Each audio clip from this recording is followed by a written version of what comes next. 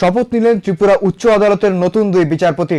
বৃহস্পতিবার উচ্চ আদালতে তাদের শপথ বাক্য পাঠ করান প্রধান বিচারপতি।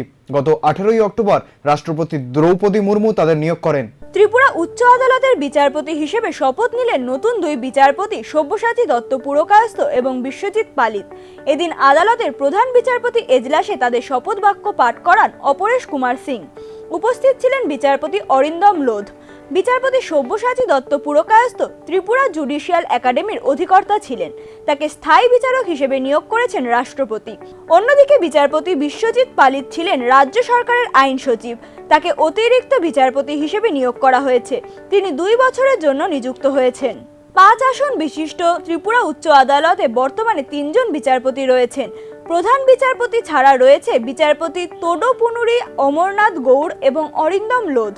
নতুন করে এই দুই বিচারককে নিয়োগ করে রাজ্যের বিচার ব্যবস্থায় আরও গতি আসবে বলে আশা করা হচ্ছে। Bureau report, news now, Agartala.